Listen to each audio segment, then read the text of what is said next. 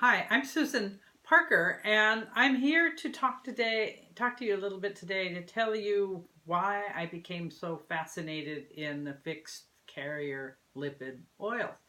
These are oils that, these are avocado and olive and coconut and include cocoa butter, shea butter, all the fatty oils that are used in skincare and for cooking, of course, and body care, massage. And years ago, I took an herbal apprenticeship from Pam Montgomery back in New York when I was living back east. And the minute we began to start making things from the garden, infusing oils and making tinctures, I some part of me came alive that had never really. I'd always liked cooking food for my family and cooking nutritious food, but when I started making uh, uh, infused oils, basically, and tinctures and stuff from plants from my own garden, something came alive in me. And so that led eventually to my starting a natural skincare products business. Later on, several years later, when we'd moved back out to California, and so I would buy books. There were at that time, we're talking over 20 years ago. There weren't that many books on the market on essential oils um, natural cosmetics or anything. So I bought the few that were available. And there were several on essential oils, but there weren't any on the carrier fixed oils. Uh, and what these oils are, they're in the class of lipids. Lipids are fats, oils, waxes. They're oil soluble vitamins. They're cholesterol in the body, and even plant oils have plant sterols, which mimic cholesterol in the animals, and it's a whole area of chemistry, lipid chemistry, oil chemistry.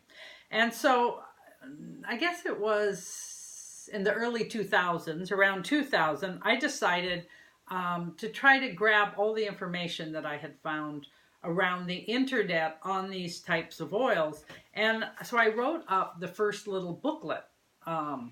It's just all self-published. It is and it was even cut and paste. I had gone to art school even many years before that. And it is called Vegetable Natural Cosmetic Ingredients. That's what I was going to work on different ingredients because I was making a whole range of skincare, but I kind of got stuck on the oils and never went any further. So this was vegetable oils, fats, and waxes.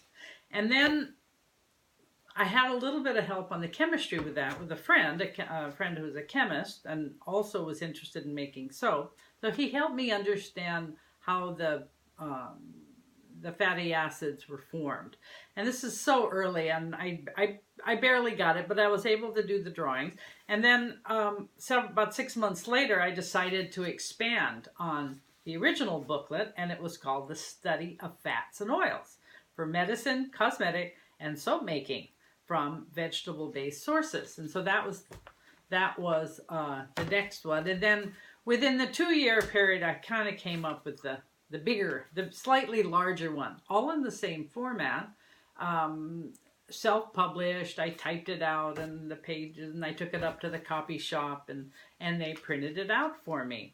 And this one was The Study of Lipids, Oils, Fats, and Waxes.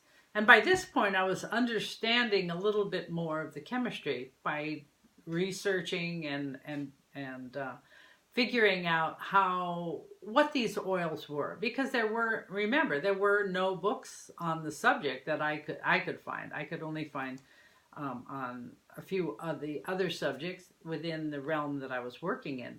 And so this version was the last version I did. I think it was done in 2002, and I printed up, I don't know, I think 100 copies, and I sold them around Sonoma County in the herbal world to other herbalists who were also interested.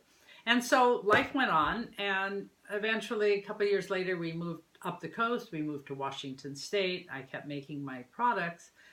And I kept thinking I should go back and look at my project. But I don't know. I didn't. And then eventually, within, I think it was about 10 or 12 years later, from writing this, I had the opportunity to publish this full on book that this has become. And what happened was I was invited back to California and asked if I could bring more copies of this. And so it's been 10, 12 years on. My knowledge base had expanded. I understood more about how the fatty acids were put together. So there is an interim publication, but it was just in binder form and not really resolved. And then a friend of mine up here in Washington State, her brother was a publisher, and they gave me the opportunity to produce Power of the Seed, which has become a really important reference manual for me. I mean, this is why I did this book. But this is the book I had wanted back in the early 2000s and late 1990s, that had the information on the different oils, on the fatty acids, on the a whole series of fatty acid profiles. And what had happened over those years was that the oils available to all kinds of cosmetics producers, especially natural producers, the oils had expanded. All of a sudden there were oils like raspberry seed and cranberry seed, blackberry, pomegranate. I think I had pomegranate originally, but oils were coming from Africa and South America, baobab.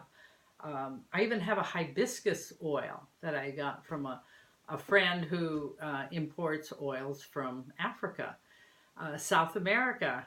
And so this has been quite a journey. And it's one that I am devoted to now. I still make my skincare products, but in a kind of a limited way.